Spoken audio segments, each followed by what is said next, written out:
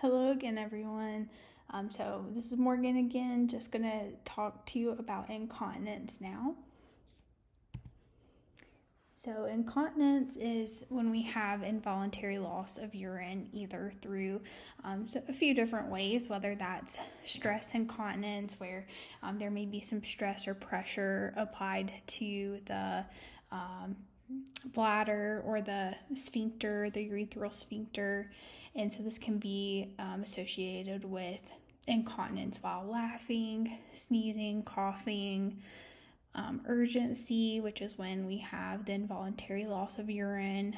If they have all of a sudden just a urge to void, that's very immediate. There can be mixed, where we have some stress and urgency playing a role in the incontinence. Overflow, where maybe there's an obstruction in the bladder outlet. Maybe we have some underactivity of the detrusor muscle, or if they have some chronic urinary retention.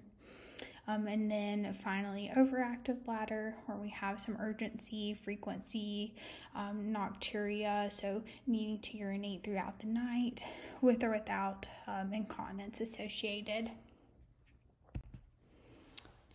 So we have some non-pharmacologic treatments that are important to use, especially in women.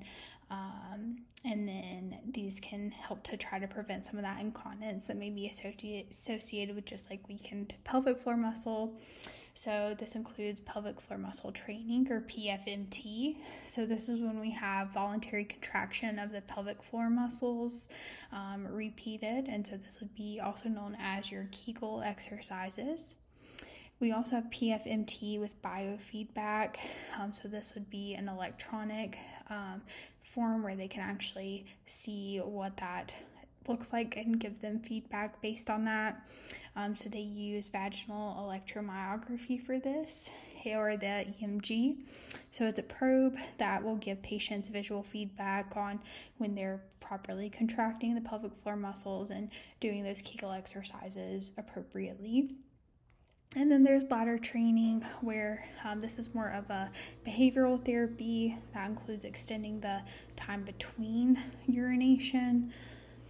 And then continence service, which is a treatment program with nurses and clinicians that are trained to help patients with urinary incontinence, including identifying, diagnosing, and then treating the urinary incontinence. So some of the pharmaceutical options that we have include topical vaginal estrogen. So this can be in the form of a cream, a tablet, or a ring. So the cream is called Estrace and would be inserted intravaginally twice a week.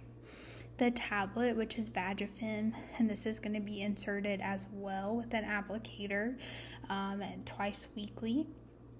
And then there's a ring, and this will last a lot longer than the two inserts. So the ring is also inserted intravaginally, but it's replaced every 90 days versus every 3 to 4 days.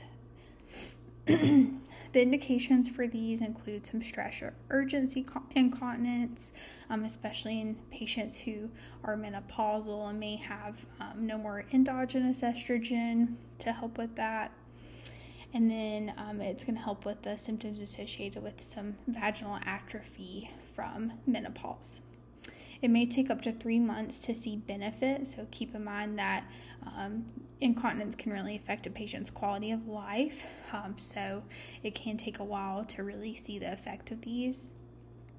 Overall, there's low systemic absorption, so some things that you would be concerned with for exogenous estrogen includes cardiovascular disease, risk of breast cancer, endometrial cancer, and dementia. So hoping that low systemic absorption makes these a little bit better than taking an oral estrogen replacement, for example. We can also use antimuscarinics. So these are indicated for urgency, incontinence, or overactive bladder, and it stops the binding of acetylcholine to the bladder muscarinic receptors. The muscarinic receptor activation can lead to bladder smooth muscle contraction, so that's why it's beneficial to inhibit this from occurring, and that will help to relax those muscles, the smooth muscle contraction. This is the most common medication class. However, there can be some tolerability issues and then also some important contraindications, especially when we're thinking of some of our older patients. So these contraindications include myasthenia gravis, gastric retention, and then also narrow angle closure glaucoma. It is reasonable as well to change between the different agents if one doesn't work, for example. The antimuscarinic agents, also known as the anticholinergic agents, can have a lot of different side effects. So you probably learned a lot about these in your anatomy and physiology class. So things like blurry vision, dry eyes or dry mouth, constipation. They may have some sweating, overheating, but inability to sweat, flushing, drowsiness or dizziness. So this also comes into play with our elderly and concerns for falls with these agents or the Beers criteria. They may also have a rapid heart rate and then some urinary retention, which is the side effect that we're hoping to gain with this to reduce the incontinence. So the antimuscarinic drug interactions include other anticholinergic agents, antihistamines, muscle relaxants, the tricyclic antidepressants, antipsychotics, and then also certain CYP inhibitors. And these agents are going to include oxybutynin, which is ditropan or oxytrol. So this can be in an immediate release form where we have to give this 2 to 4 times a day versus an extended release where they take it once a day. And then also have the option for the patch, which would be applied twice per week. The patches are over the counter, so this is an agent that wouldn't require a prescription.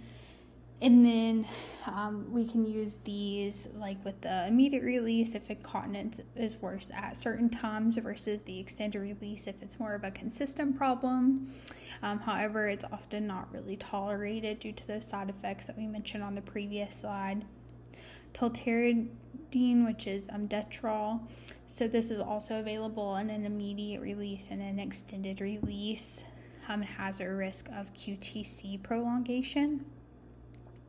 Fesotiridine is available in an extended release formulation, but we do have to keep in mind their renal and hepatic function when we dose this. Sulfenacin, which also has the risk of QTC prolongation along with the tolterodine. Darafenacin, which is an extended release formulation, and then trospium as well, which is an immediate release and extended release formulation. And it's important to take the trospium on an empty stomach. Mirabegron or mirabetrol is a beta-3 adrenoreceptor agonist. So this will relax the detrusor smooth muscle and increase the bladder's capacity. The dose is going to be a daily dose that can be increased after 2 to 4 weeks of therapy if it's still not effective enough. This agent does have to be renally dose adjusted and can be used with or without an antimuscarinic agent. So if a patient can't tolerate antimuscarinics, this could be a good agent, such as if they have dementia or maybe are at an increased falls risk, have glaucoma, for example, or if they cannot tolerate the dose increases with the antimuscarinic agents, then mirabetrol could be a good option. The contraindication is going to include uncontrolled hypertension because this can be a risk. Other adverse effects include headache, tachycardia, urinary retention, but they do have less dry mouth or constipation than the antimuscarinic agents. Duloxetine can help to decrease incontinence.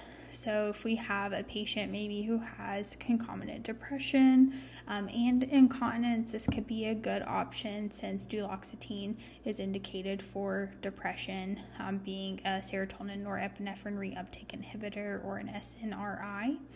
So this agent would be discussed more in the depression lecture. So that wraps up incontinence. Thank you all for listening in.